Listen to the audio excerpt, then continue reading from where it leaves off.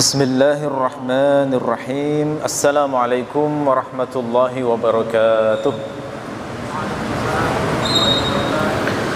Innal hamdalillah nahmaduhu wa nasta'inuhu wa nastaghfiruh wa na'udzu billahi min shururi anfusina wa min sayyiati a'malina.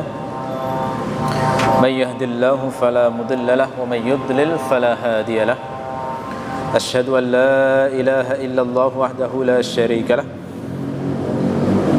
wa asyhadu anna Muhammadan abduhu wa rasuluhu la nabiyya ba'dah. Allahumma inna nas'aluka ilman nafi'a wa rizqan thayyiba wa amalan mutaqabbala. Rabbana zidna ilma warzuqna fahma waj'alna minas salihin. Amma ba'du. Bapak Ibu jamaah Masjid Ibnu Sina rahimakumullah, kita melanjutkan kajian kitab Arba'in An-Nawawiyah, dan kali ini lafaz yang kita bahas adalah lafaz yang berbunyi wa'lam anna fis sabri ala ma takrahu khairan katsira. Maknanya, ketahuilah sesungguhnya dalam ketabahan terhadap apa yang engkau tidak sukai, di dalamnya itu terdapat kebaikan yang banyak. Jadi tema kita kali ini adalah tentang sabr, yang bisa diterjemahkan ketangguhan, ya, bisa juga diterjemahkan ketegaran atau makna-makna lain yang semisal dengan itu. Jadi hadis ini masih terkait dengan hadis sebelumnya. Hadis sebelumnya itu kan mengajarkan kepada kita bahwa segala sesuatu itu telah ditetapkan oleh Allah. Dalam hadis sebelumnya, ketika Rasulullah itu mengajarkan bahwa pena telah diangkat, kemudian catatan itu lembaran-lembaran telah mengering. Itu kan kemarin sudah kita bahas, maknanya adalah bahwa takdir sudah selesai ditulis, dan yang ditetapkan Allah pasti akan terjadi. Nah, di antara yang ditakdirkan oleh Allah itu adalah perkara-perkara yang menyusahkan manusia. Nah, jadi takdir itu gak hanya yang enak-enak saja. Takdir itu ada juga yang tidak enak. Takdir enak itu namanya roho. Takdir yang gak enak namanya syiddah. Ya, syiddah itu kita roho kemarin saya terjemahkan masa jaya. Syiddah itu masa susah. Nah, masa jaya maupun susah itu semua atas ketetapan Allah, sudah menjadi kehendak Allah. Oleh karena itu tidak boleh seorang yang beriman itu berharap hidupnya itu sewenang terus seumur hidup. Nggak bisa itu, nggak bisa. Mencari surga di dunia itu salah. Dunia itu adalah darul bala, negeri ujian. Namanya ujian ya berarti harus merasakan susah di samping gembira, ya. Tapi dunia juga bukan neraka. Artinya apa? Sesusah apapun kita pasti ada bahagianya. Nggak ada itu yang susah bener terus, nggak ada. Orang yang lebay kayak seakan-akan menjadi orang yang paling susah di dunia itu sesungguhnya nggak bener-bener seperti itu. Pasti ada kebahagiaannya. Paling nggak pas lapar terus makan kemudian menjadi kenyang, nah kan bahagia itu. Nah itu ya, orang makan enak sekalipun masih ada keselak loh ya, masih ada keseretan ya kan. Nggak ada yang full enak, itu nggak ada dunia itu. Nikah itu iya bener awal-awal enak, nanti tengah-tengah baru kelihatan ya, baru kelihatan berbagai macam ujian itu macam-macam nanti ya. Awal nikah itu pokoknya akhlak terbaik yang ditampakkan. Itu awal nikah itu ya. Setahun baru aslinya kelihatan sudah. Setahun sudah punya anak itu baru kelihatan aslinya. Gitu ya. Jadi nggak ada sesuatu yang benar-benar nikmat itu nggak ada di dunia. Dan yang benar-benar susah itu nggak ada. Makanya rokhok dan syiddah itu pasti, dan itu semuanya atas ketetapan Allah. Kita ini ya dikasih sehat, tapi ya pernah sakit. Ada nggak kita yang nggak pernah sakit? Nggak ada. Terus kalau sakit apakah seterusnya sakit? Ya enggak juga toh. Ada sembuhnya kan begitu. Pernah nggak dapat uang banyak? Oh, pasti pernah lah ya. Apa terus kayak begitu? Ya enggak toh. Ya pernah punya uang banyak, ya pernah bokek juga, ya pernah utang juga, gitu kan? Nah, itulah kita. Jadi itulah rokhok dan syiddah. Nah, di sini Rasulullah memesankan kalau pas diuji dengan syiddah, pas diuji dengan berat, pesan Nabi adalah wa'lam anna fis sabri ala ma takrahu khairan katsira. Ketahuilah sesungguhnya pada sabr terhadap sesuatu yang kau tidak sukai itu terdapat kebaikan yang banyak. Gitu ya. Ini pesan Nabi kalau pas diuji syiddah adalah sabr, harus memiliki sifat sabr. Sekarang kita bahas lebih detail. Apa sebenarnya sabr itu?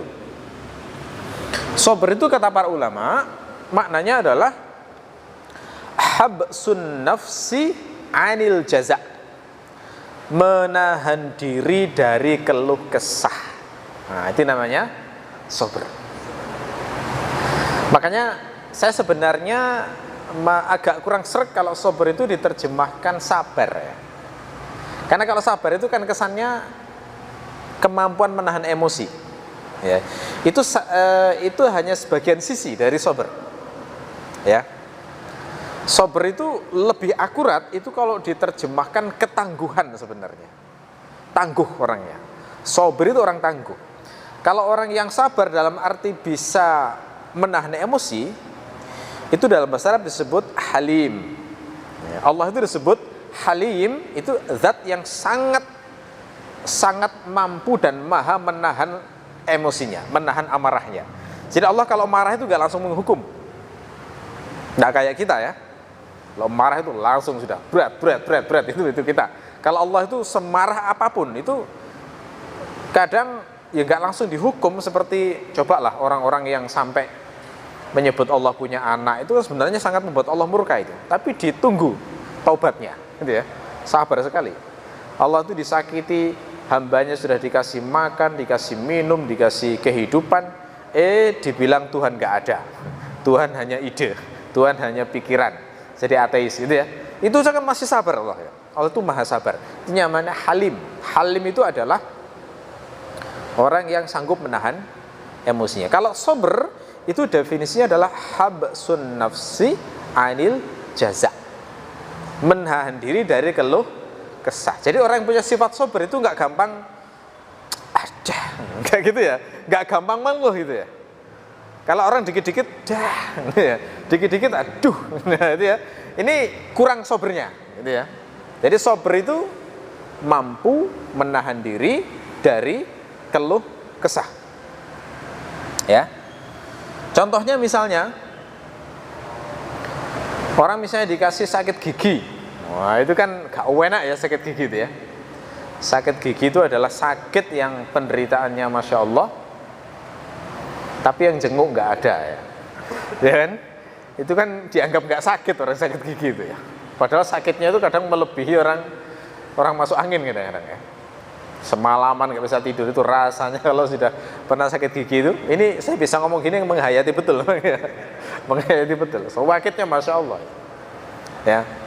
Nah, diuji dengan sakit semacam ini dinamakan sabr adalah tidak berkeluh kesah. Berkeluh kesah itu misalnya begini, kenapa sih kok sakit gigiku?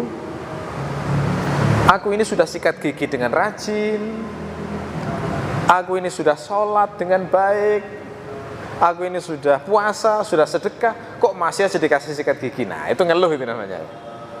Tidak menerima ujian dari Allah. Nah, sabr itu lawan-lawan dari mengeluh. Jadi bisa ditahan, menahan diri dari keluh kesah. Habsun nafsi anil jaza. Dan namanya sabr itu adalah unsur yang penting adalah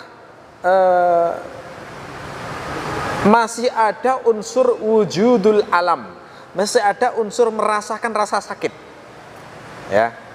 Jadi kalau misalnya giginya sakit terus kemudian dibius kan jadi nggak sakit ya. Nah, itu tidak mengeluh karena sudah dibius, itu nggak dinamakan sabr itu. Nah, dinamakan sabr adalah ketika rasa sakit itu masih ada dan dia tidak berkeluh kesah, gitu ya. Jadi masih merasakan sakit, kemudian ada unsur tamanni zawalil alam. Jadi ada keinginan supaya rasa sakit itu hilang. Ya, ada keinginan supaya rasa sakit itu hilang. Jadi dia andaikan rasa sakit ini hilang, maka saya akan senang.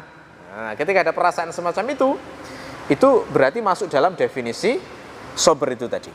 Kemudian disertai dengan upaya menahan semua anggota badan untuk melakukan ekspresi keluh kesah. Ya, ekspresi keluh kesah itu kan bukan hanya mulut ya. Kalau lidah ya ngomongnya kayak gitu tadi. Duh, kok kena gini sih? Duh, aku kok sakit sih? Duh, kenapa sih kok gini? Nah, itu lidah. Selain lidah misalnya bisa tangan ya. Ya. Sewakit giginya kemudian ninju tembok buak gitu misalnya ya. Nah, ini juga ini ekspresi tidak menahan diri dari keluh kesah. Ya, gitu. Atau menyakiti orang sekitarnya, gitu ya kan? Kadang-kadang kan begitu ya, saking sakitnya gigit orang lain ya. Nah, ini berarti tidak memenuhi unsur sober. Jadi sober itu tadi menahan diri dari keluh kesah, disertai masih ada unsur merasakan rasa sakit, lalu ada keinginan supaya rasa sakit itu hilang, dan menahan diri seluruh anggota tubuh ini untuk mengekspresikan keluh kesah tersebut. Ini berlaku pada semua rasa sakit, bukan hanya sikat gigi ya. Termasuk misalnya orang kehilangan orang yang dicintai, kena musibah, ada orang yang dicintai wafat. Saya pernah itu mendengar di rumah sakit di salah satu kota di Jawa Timur ya, waktu mengunjungi kerabat itu, pas di rumah sakit itu menunggu kerabat yang sakit itu, tiba-tiba dari kamar bawah itu ada orang yang menjerit, menangis karena kerabatnya meninggal dunia. Nah, saat menjerit itu muncul ucapan-ucapan seperti ini. Kenapa sih kok cepat pergi? Kenapa sih kok meninggalkan aku? Siapa yang akan melindungi aku setelah ini? Nah, itu contoh tidak menahan diri dari keluh kesah. Berarti enggak sober yang semacam itu. Kalau sober cukup mengucapkan inna lillahi wa inna ilaihi rajiun. Kami ini milik Allah, kita semuanya milik Allah, dan kita akan kembali kepada Allah. Iya, betul, sedih, betul. Sedihnya nggak apa-apa, tapi mengucapkan kata-kata yang menunjukkan keluh kesah itu yang tidak boleh. Nah, makanya Rasulullah itu pada saat putra beliau yang bernama Ibrahim wafat, beliau itu meneteskan air mata, nangis. Terus para sahabat heran karena menyangka nangis itu diharamkan. Para sahabat itu sebelumnya menyangka menangis kalau kena musibah itu diharamkan, dikira begitu. Kenapa? Karena Rasulullah itu pernah membaiat para sahabat. Salah satu poin baiatnya adalah tidak boleh niyahah. Niyahah itu dari kata nahayanuhu, dalam bahasa Arab maknanya adalah meratap menangis. Nah, jadi dikira nangis itu haram.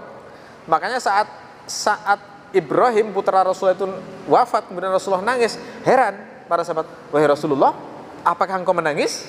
Begitu. Jawaban Nabi adalah, ya, innal qalba yahzan wal ain tadma.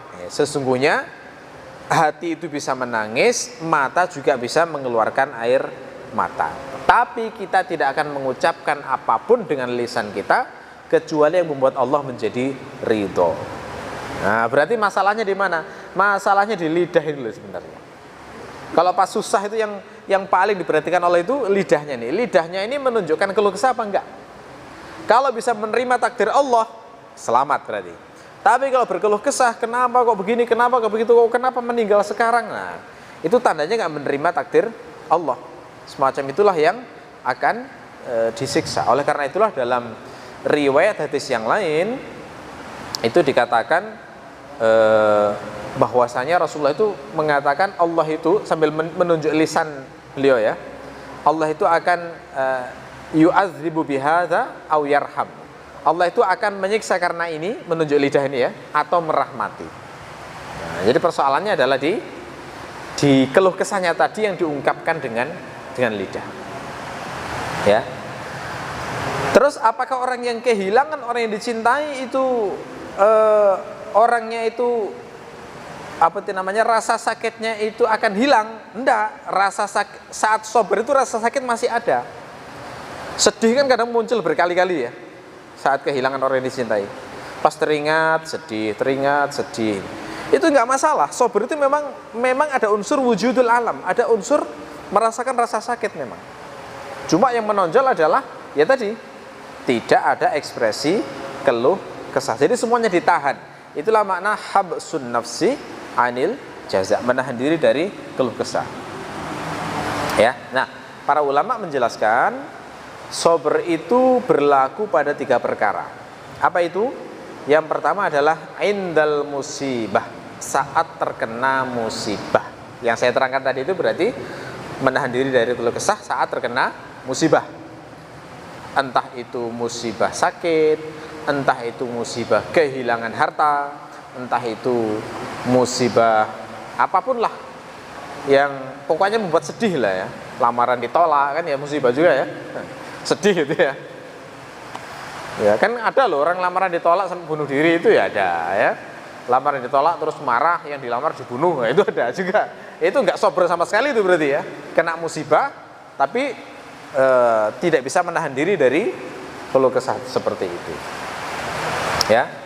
Jadi gitu. Jadi saat tertimpa musibah. Yang kedua adalah sabar saat melakukan ketaatan, inda ta'ah, saat melakukan ketaatan. Jadi melakukan ketaatan itu juga butuh sabar itu. Kalau nggak sabar nggak bisa. Makanya di sini ya, di Quran itu sabar itu diperintahkan diantaranya saat perang. Coba bayangkan, saat perang itu ada perintah isbiru wa sabiru gitu ya, disuruh sabarlah kalian, tabahlah kalian. Itu kalau diterjemahkan sabarlah kalian, gimana cara sabar saat perang itu? Ya, makanya terjemahan sabar itu kurang akurat menurut saya. Jadi dalam batas tertentu bisa dibenarkan, tapi kalau akurat betul kurang, ya. Jadi yang pas adalah ketangguhan atau ketegaran. Jadi kalau disuruh sabar saat perang, maknanya adalah jangan mundur, maju terus, jangan mengeluh dengan beratnya suasana, dengan beratnya kondisi, dengan beratnya keadaan. Gitu ya. Jadi melakukan ketaatan perlu sabar, tidak berkeluh kesah. Untuk sholat saja itu kalau nggak tangguh nggak bisa, kalau nggak sabar nggak bisa. Jadi sholat itu kan digoda rasa malas, ya. Sabar maknanya berarti melawan rasa malas itu, kemudian memaksa diri untuk melakukan ketaatan itu. Bangun pagi subuh digoda oleh rasa hawa dingin dan air yang dingin. Nah itu juga kalau nggak punya ketangguhan nggak bisa. Jadi untuk ketaatan itu perlu sabar. Nah itu yang kedua ya. Yang ketiga adalah indal maksiyah, pada saat digoda melakukan maksiat. Jadi saat ada godaan maksiat itu juga perlu menahan diri dari melakukannya. Kalau nggak punya sabar, kalau nggak tangguh untuk melawan itu ya gagal juga itu. Kenapa sih terjadi pembunuhan? Nah, orangnya nggak sabar, nggak bisa menahan diri, nggak menahan diri dari untuk melakukan maksiat tersebut. Ya, nah, jadi 3 hal itu ya, 3 hal itu. Nah, dan sabar itu hukumnya adalah wajib, fardu ain sifatnya.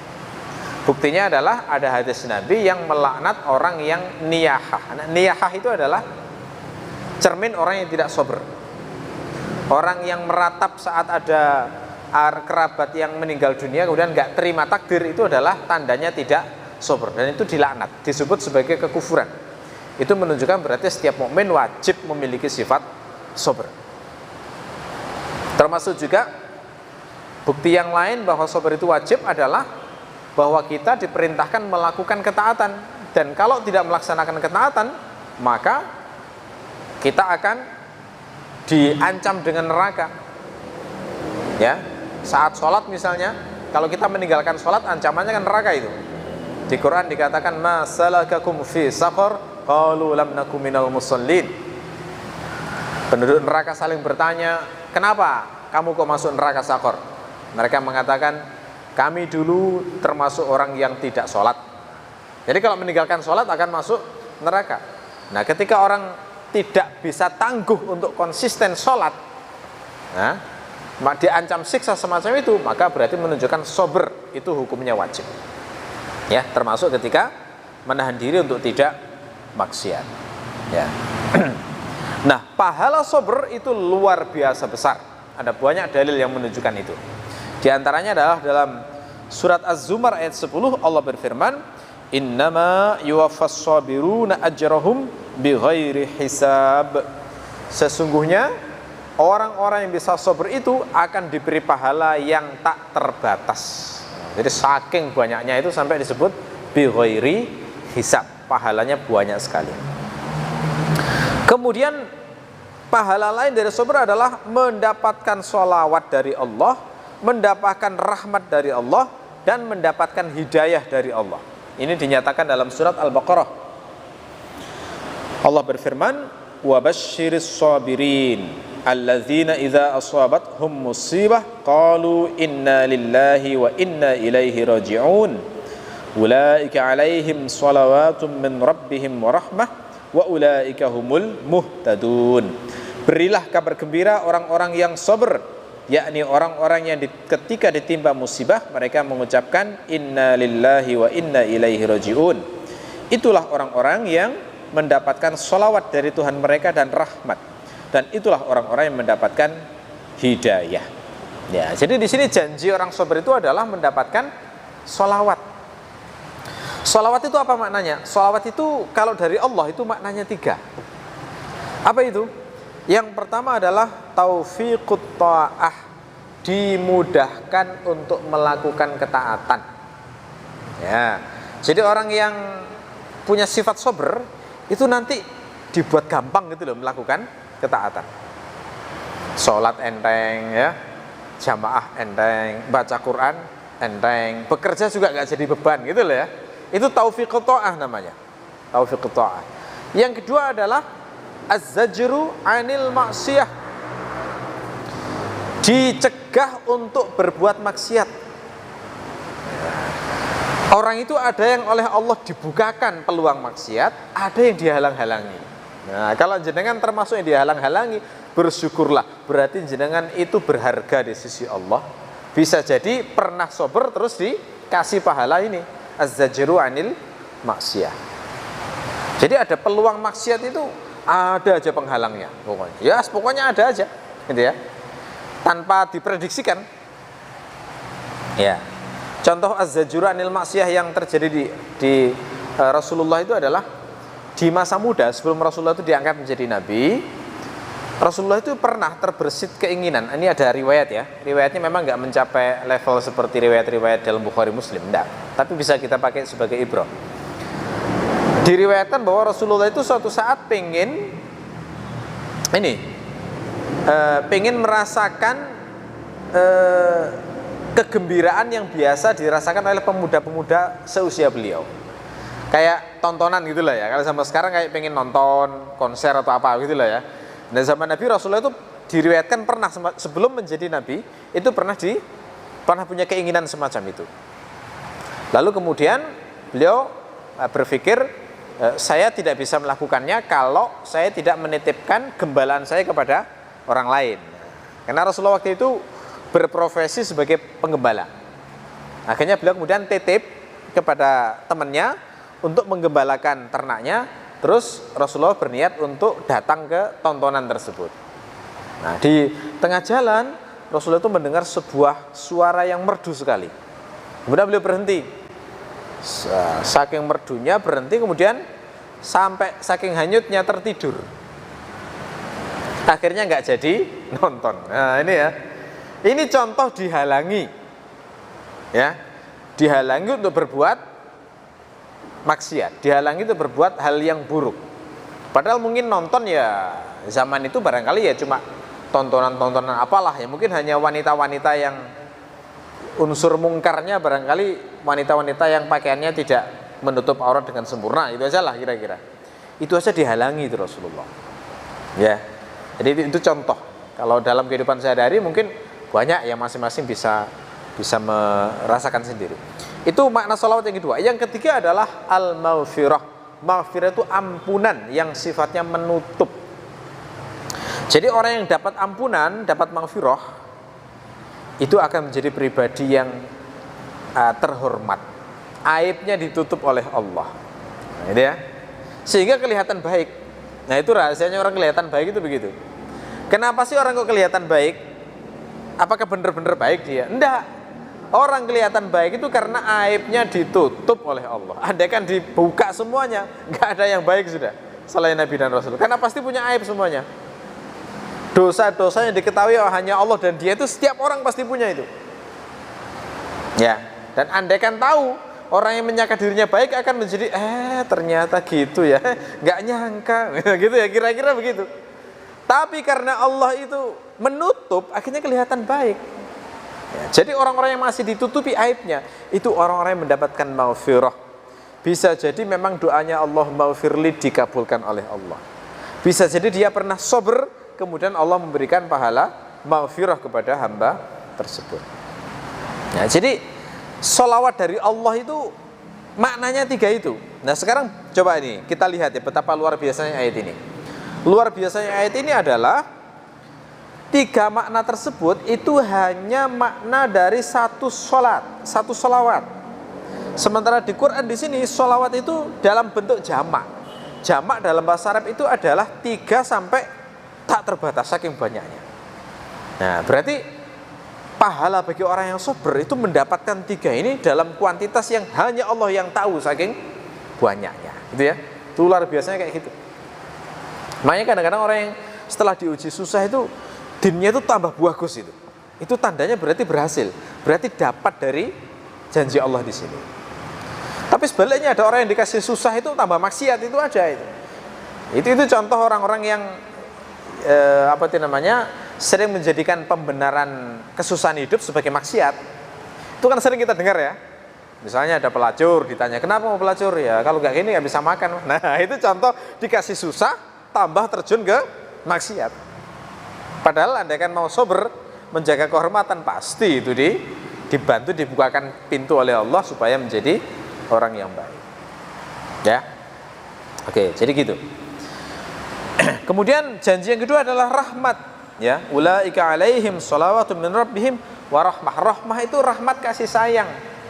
Kasih sayang kepada seorang hamba, yakni kasih sayang yang diberikan Allah pada seorang hamba pada saat Allah itu hendak menghukum, enggak jadi menghukum karena kasihan. Nah, itu rahmat. Rahmat Allah itu kira-kira seperti itu. Ya, gampangnya kayak ginilah, misalnya ada orang yang utang pada kita. Misalnya utang 5 juta atau 10 juta. Janjinya kembali 1 bulan. Setelah 1 bulan ditagih, bilangnya belum punya. Janji bulan kedua, ditagih lagi, bilangnya belum punya. Ditagih lagi, janji bulan ketiga, terus molor sampai bulan ke-12. Ya. Sampai tahun ketiga itu belum bayar juga. Akhirnya sampai marah, didatangi, sudah mau rencana dilaporkan polisi. Begitu datang ke rumahnya, ternyata orangnya sedang sakit parah, tubuhnya kurus kering, tinggal kulit pembungkus tulang. Jadi mau marah-marah nggak jadi, timbul kasihan. Kasihan orang ini ternyata dapat musibah. Jadi nggak mungkin lah ini dipaksa pun untuk bayar utang juga tidak mau. Nah, rasa kasihan kita itu dalam bahasa Arab disebut rahmah. Nah, kira-kira kalau seorang hamba dapat rahmah itu di akhirat itu kira-kira seperti itu. Allah itu mestinya harusnya sudah menghukum seorang hamba, mestinya dilemparkan ke neraka. Tapi karena Allah mengetahui ada amalnya di dunia yang luar biasa, sabar ini, akhirnya Allah jadi kasihan, tidak jadi, yang awalnya mau disiksa nggak jadi, gitu ya. Apalagi di akhirat itu dikatakan rahmat Allah itu nanti 99 bagian dari 100 bagian, lebih besar daripada rahmat Allah yang ada di dunia.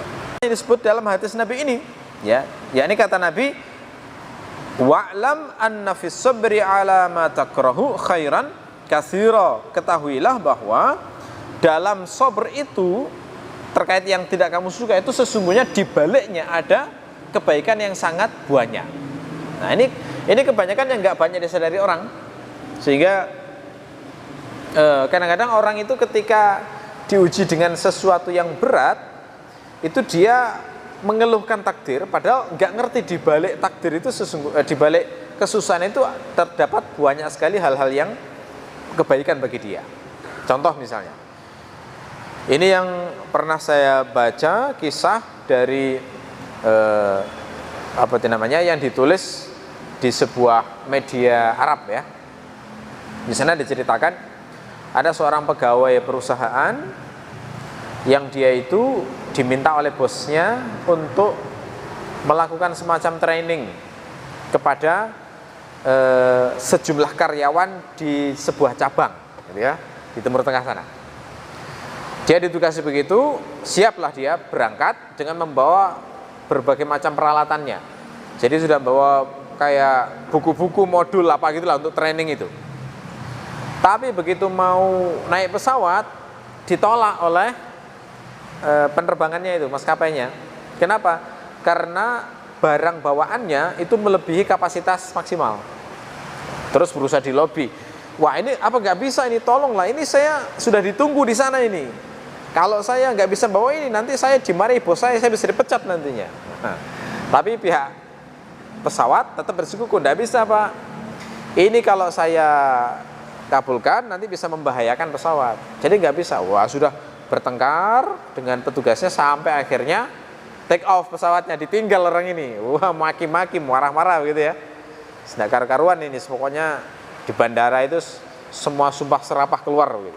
Nah, begitu sudah kondisi semacam itu, sekitar 5-10 menit kemudian muncul berita di TV bahwa pesawat yang barusan tidak ditumpanginya itu meledak di udara. Jadi marah-marah, akhirnya berubah menjadi syukur. Alhamdulillah, itu ya enggak. Jadi andaikan tadi diizinkan masuk, waduh tewas itu sudah, ya kan? Nah itu contoh ya, contoh bahwa kadang-kadang di balik takdir yang buruk itu ada kebaikan yang tersembunyi gitu ya. Kalau kita mampu menahan diri, itu sesungguhnya buahnya kebaikan yang ada di baliknya. Ya, ini. Contoh yang kedua, ini pernah terjadi di Amerika Serikat tahun 60 atau 70-an ini. Jadi di Amerika itu pernah ada program namanya Teacher in Space. Ya. Guru di luar angkasa dia. Jadi ini program ini dibuat oleh pemerintah, yakni memilih salah seorang guru di Amerika itu, kemudian diberi izin untuk naik pesawat ruang angkasa, merasakan bagaimana pengalaman di luar angkasa dan berkomunikasi dengan murid-muridnya, sehingga itu akan menjadi pengalaman yang baik untuk murid-muridnya yang masih anak-anak itu. Nah, program Teacher in Space ini itu pendaftarnya kira-kira sampai 11.000 orang. Itu diseleksi dan dipilih hanya 1 orang. Dari 11.000 itu dipilih hanya 1 orang. Nah, singkat kata, dipilihlah 2 orang, yang mana nanti yang berangkat cuma 1, yang 1 hanya cadangan. Jadi cadangan itu maksudnya hanya dipakai kalau yang 1 berhalangan gitu loh ya. Jadi 2 dipilih 2. Nah ini bayangkan ya bagaimana deg-degannya 2 orang ini, dari sudah menyingkirkan 11.000, tinggal 2. Wah ini pas dites, diseleksi, saingan diuji itu sudah semuanya deg-degan. Sampai akhirnya kemudian singkat kata, ternyata salah satu dari mereka itu memenuhi kualifikasi, nilainya tertinggi, akhirnya terpilih. Bisa dibayangkan ya betapa kecewanya yang ini ya, yang nggak terpilih tadi, karena nomor 2 ya kan nanggung banget ya, sudah menyingkirkan 11.000 tapi dia nanggung banget. Tapi dia berusaha menerima. Nah, begitu di hari H sudah yang nonton ribuan orang, semuanya tepuk tangan ketika roket itu maju. Beberapa menit kemudian terjadi hal yang nggak diduga. Jadi roket ini berjalan nggak seperti arah yang diharapkan, terus muncul asap meledak di udara. Tewas semuanya. Akhirnya yang kecewa tadi dari kecewa berubah menjadi syukur gitu ya. Cuma bukan muslim orangnya ya. Yang semacam ini juga terjadi di negeri sana. Jadi contoh ini. Kadang-kadang sesuatu yang tidak mengenakan itu di baliknya ada kebaikan yang barangkali belum kita paham. Nah, dalam kehidupan kita sehari-hari ya mungkin juga terjadi itu. Ada orang yang oleh Allah dibuat bisnisnya bangkrut, ada. Setelah jaya, ya penghasilannya sampai puluhan juta, bahkan mungkin ratusan juta, pakai sampai miliaran. Terus tiba-tiba dibuat bermasalah bisnisnya, mungkin konflik dengan rekan partnernya atau tiba-tiba terjadi kebangkrutan begitu. Akhirnya sedih luar biasa, Saking sedihnya dia berusaha untuk berpikir bagaimana menyembuhkan kesedihan hatinya, lalu kemudian akhirnya terpikir untuk ke masjid. Nah, jadi awalnya malah nggak sering ke masjid, akhirnya kemudian jadi ke masjid, akhirnya rajin ke masjid, sholat 5 waktu di masjid, akhirnya menjadi ahli masjid, ya. Akhirnya dia mendapatkan ketenangan yang selama ini belum pernah ia dapatkan saat mengurus bisnisnya tadi. Saat bisnisnya tadi hanya pikiran dunia, sibuk hanya itu. Ketika di masjid oleh Allah hanya dibuat memiliki ketenangan yang tidak dirasakan saat sebelumnya fokus dalam urusan dunia. Jangan dikira loh ya, konglomerat itu orangnya tenang hidupnya. Oh enggak, itu orang yang paling ruwet hidupnya itu ya. Saya baca beritanya Jack Ma, itu ketawa-ketawa itu ya. Jack Ma itu nggak pernah istirahat, selalu naik pesawat, nggak pernah berhenti tiap hari itu. Saya sendiri andaikan dikasih gratis menggantikan kehidupannya nggak mau saya. Ya, susah banget itu. Hartanya bener triliunan di mana-mana, tapi nggak pernah istirahat itu. Hidupnya pindah dari satu pesawat ke pesawat yang lain, ya.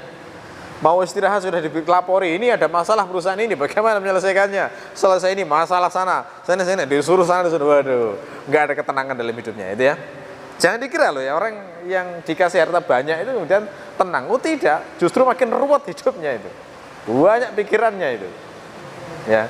Jadi kadang-kadang orang yang paling tenang itu adalah orang yang dikasih Allah rezekinya sekedar cukup. Wah itu paling tenang itu tidak. Butuh ini cukup untuk itu. Wah itu tenang banget. Sehingga bisa fokus menyembah Allah dengan baik. Fokus beramal soleh dengan baik. Begitu. Jadi kadang-kadang di situ ada kebaikan yang banyak yang nggak disadari itu. Ya. Dari hal yang mungkin nggak disukai, dari kebangkrutan tadi, ada masalah di dalam bisnisnya tadi, ternyata Allah memaksa supaya menjadi ahli masjid. Nah, itu kebaikan. Kebaikan yang nggak banyak dipahami orang. Ya.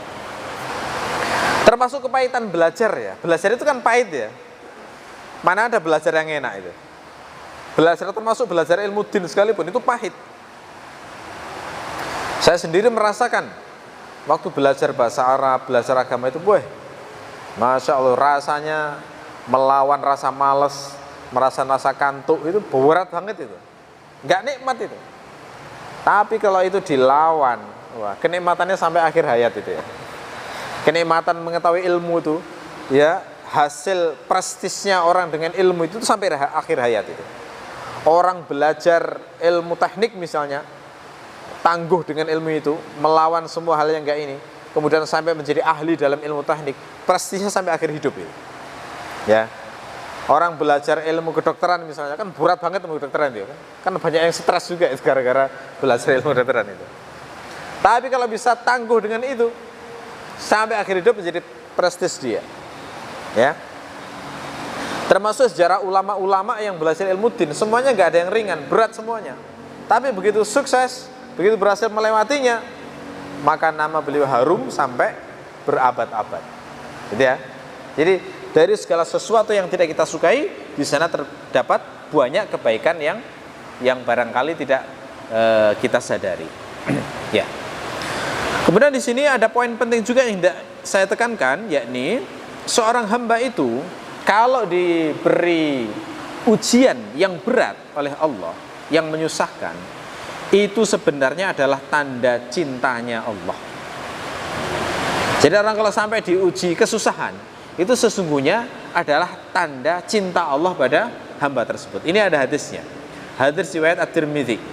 Rasulullah bersabda, "Inna 'idzamal jaza ma'a 'idzamil bala, wa innallaha idza ahabba qauman ibtalahum, faman radiya falahur ridha, wa man sakhita falahus sakhatu."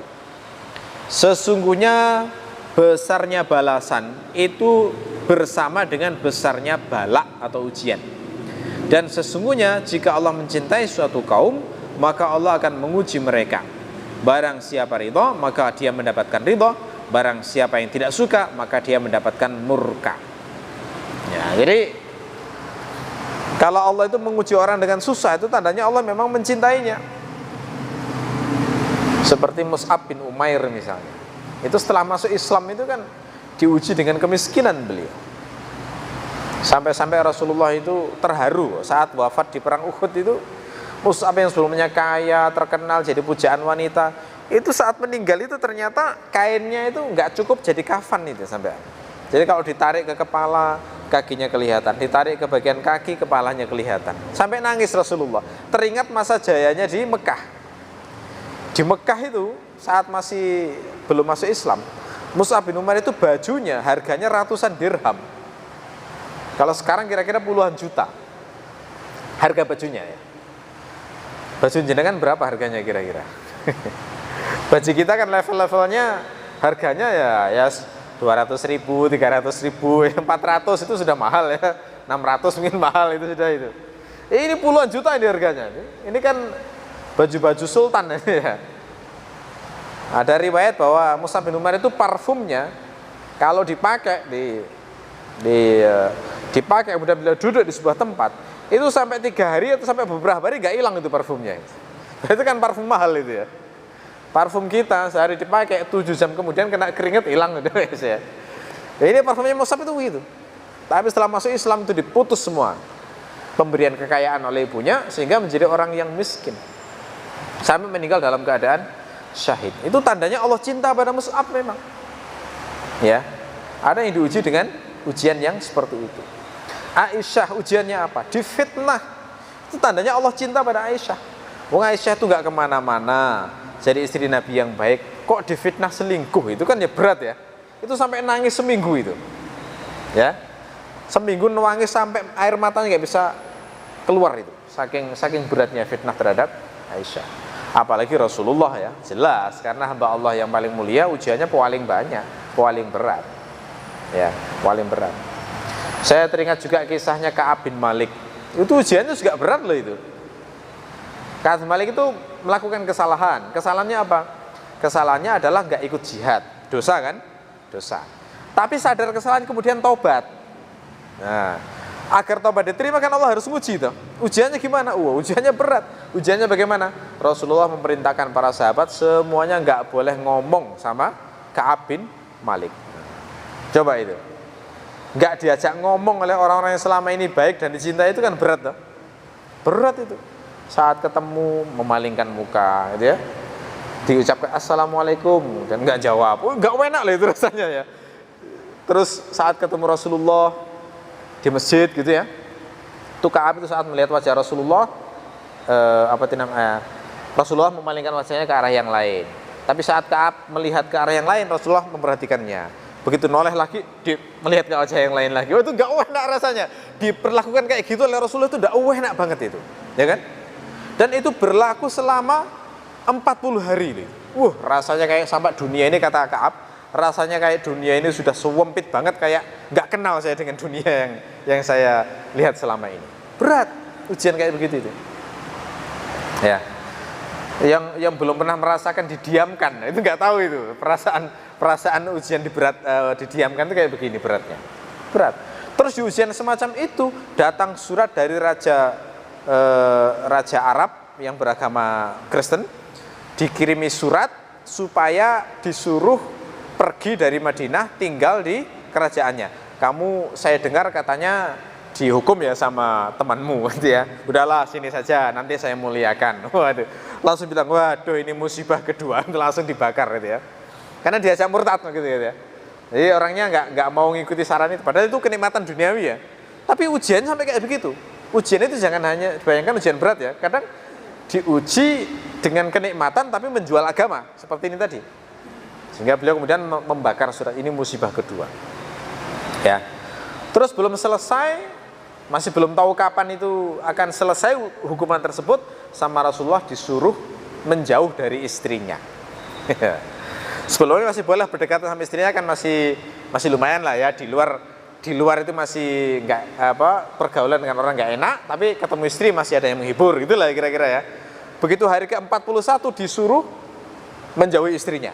Wah, Ka'ab kemudian bertanya, wahai Rasulullah, ini maksudnya ditalak atau bagaimana gitu ya. Jadi kalau disuruh talak siap gitu loh ya. Sampai kayak gitu ya ujiannya itu. Disuruh talak istri pun siap. Tapi Rasulullah mengatakan tidak, perintahnya hanya menjauhi istri, jangan digauli. Itu berlaku sampai 10 hari. Begitu 10 hari baru turun ayat yang menyatakan Allah menerima taubatnya Ka'ab bin Malik. Diuji itu ya. Jadi taubat serius pun diuji. Jadi taubat kalau nggak diuji itu nggak sungguh-sungguh taubatnya itu. Nah setelah itu kemudian nama tiga sahabat ini menjadi harum karena dibaca terus kaum muslimin sampai hari kiamat. Kisah kesungguhan orang yang taubat-taubat, benar-benar taubat kepada Allah dan kemudian Allah menerima taubatnya. Ya, jadi poin pentingnya saya ulang lagi, kalau orang diuji dengan hal yang susah itu tandanya Allah mencintai. Allah hendak menaikkan derajatnya. Ya. Dan yang sangat indah dari ajaran Islam adalah semua takdir Allah pada mukmin itu baik, nggak ada yang nggak baik. Ya, nggak ada yang nggak baik. Dikasih bahagia baik, dikasih susah juga baik. Makanya jangan sampai terpengaruh ucapan keliru dari oknum motivator yang mengatakan bahwa jangan lupa bahagia. Ya. Jadi seakan-akan hidup itu bahagia terus gitu ya. Tidak boleh itu ya. Mengajak terus begitu itu bahagia terus itu tidak mungkin. Karena memang ujian itu selalu ada bahagia dan susah. Siapa sih yang terbaik di kalangan umat Islam kalau bukan Rasulullah? Rasulullah itu kan terbaik tuh, paling dekat dengan Allah, paling tinggi ma'rifatnya pada Allah. Itu pun juga tertawa, juga sedih, juga menangis juga, gitu ya. Kan nggak mungkin kita menjadi lebih baik dari Rasulullah. Cara ngukurnya itu kayak begitu saja ya. Mengukur sebuah paham bener apa enggak itu diukur disamakan dengan Rasulullah gitu lah kira-kira. Bener apa enggak itu. Kalau enggak sama ya berarti konsepnya ada yang error pasti. Gitu ya. Ya, Nabi mengatakan begini, ajibtu min qada'illahi lil mu'min. Aku ini takjub dengan takdir Allah pada orang mukmin itu. Inna amral mu'min kullahu khair. Sesungguhnya segala urusan orang mukmin itu baik. Walaysa dzalika illa lil mu'min, dan itu enggak ada kecuali hanya pada orang mukmin. Kalau orang kafir itu dikasih susah itu bisa jadi balasan dari keburukannya dan enggak ada kebaikan, tapi mukmin enggak. Kata Nabi, in asabathu sarra fasyakara kana khairan lahu. Kalau dikasih kebahagiaan dia bersyukur, itu menjadi kebaikan bagi dia. Ya, kayak Nabi Sulaiman ya, kaya, jaya, berkuasa, itu kan luar biasa ya. Bersyukur ya baik gitu ya. Itu contoh bahagia dunia, di akhirat juga masuk surga itu. Ya, wa in asabathu dharra fasabara kana khairan lahu. Kalau ditimpa kesusahan kemudian dia tabah, itu juga menjadi kebaikan baginya. Ya, seperti Nabi Ayub yang dibuat sakit sampai 18 tahun. Ya, terus tabah, itu jadi kebaikan. Jadi enggak ada yang buruk sama sekali. Semua takdir Allah pada mukmin pasti semuanya adalah baik. Ya, tapi kadang-kadang ada takdir-takdir yang ngeri ya. Ada takdir-takdir yang mengerikan. Contoh misalnya ya, saya baru saja baca berita, ada seorang perempuan yang dibunuh oleh mantan pacarnya. Kenapa dibunuh? Ya nggak tahu penyebabnya apa, tapi infonya cemburu atau karena si wanita ini menjalin hubungan dengan lelaki lain setelah putus. Jadi kayak nggak terima gitu ya. Lalu kemudian dibunuh dengan kloset WC itu, dipukuli sampai tewas itu. Itu semua kan terjadi atas kehendak Allah. Kita kan juga nggak bisa menolak kalau itu terjadi, ya kan? Ya kadang-kadang hal kayak gini itu kan mengerikan juga ya. Si wanita ini barangkali juga nggak menyangka akan mati dengan cara seperti itu. Nah, oleh karena itulah di sini kita bertemu dengan pentingnya sebuah hadis Nabi yang mengajarkan doa berlindung dari keburukan apa yang diputuskan oleh Allah. Di antara doa yang penting terkait hal ini adalah berbunyi, Allahumma qini syarra ma qadait fa innaka taqdi wa la yuqda alaik. Ya Allah, lindungilah aku dari keburukan apa yang Engkau putuskan. Karena sesungguhnya Engkau itu zat yang memutuskan dan tidak diputusi. Gitu ya. Itu termasuk doa yang bisa kita ulang-ulang untuk mencegah diri dari takdir yang buruk. Yang terakhir itu sabar ya. Tapi sesungguhnya ada lagi yang lebih tinggi dari sabar. Apa itu? Yakni ridho.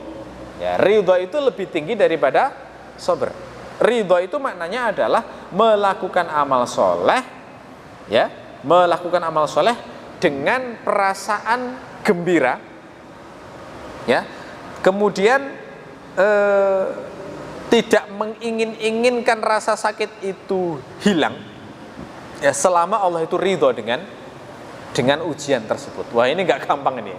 Ini level yang sangat tinggi. Ya, ridho itu. Ya, ada riwayat bahwa Rasulullah bersabda, fa in istata'ta an ta'mala lillahi birridha fil yaqin faf'al. Kalau kamu mampu beramal karena Allah dengan ridho dalam keyakinan, maka lakukanlah. Jika tidak mampu, maka sesungguhnya dalam ketabahan terhadap apa yang tidak kamu sukai ada kebaikan yang banyak. Contoh ridho misalnya, istri baru saja bekerja atau mengerjakan pekerjaan rumah, terus suami pulang, tiba-tiba suami minta dipijat. Wah, itu kan kadang dongkol ya, capek disuruh mijat gitu ya, kadang-kadang begitu. Nah, kalau orang beramal dengan ridho, itu kira-kira dia menata hatinya begini, alhamdulillah, aku senang karena karena suamiku masih butuh kepada saya. Andaikan sudah nggak butuh gimana? Andaikan pijatnya di terapis gimana ya? Kira-kira nanti kan malah maksiat. Alhamdulillah, saya masih dibutuhkan oleh suami. Bismillah, saya akan melaksanakan perintah ini dengan sukarela, gembira dan bahagia. Kenapa? Karena taat pada suami itu, kata Nabi, itu akan menjamin saya masuk surga dari pintu manapun yang saya kehendaki. Nah, itu ridho maknanya. Berarti melakukan sesuatu meskipun di hati ada perasaan dongkol ya, terus ditata hatinya supaya menjadi senang. Itu level ridho, itu level tertinggi dalam amal. Kalau nggak mampu bagaimana? Nggak apa-apa. Nggak mampu berarti yang dilakukan sober. Nggak usah ngeluh. Ya, meskipun gak enak itu ya, itu tetap, ya itu ya, itu sober berarti, itu masih lebih baik. Dan di situ ada kebaikan yang banyak, gitu ya.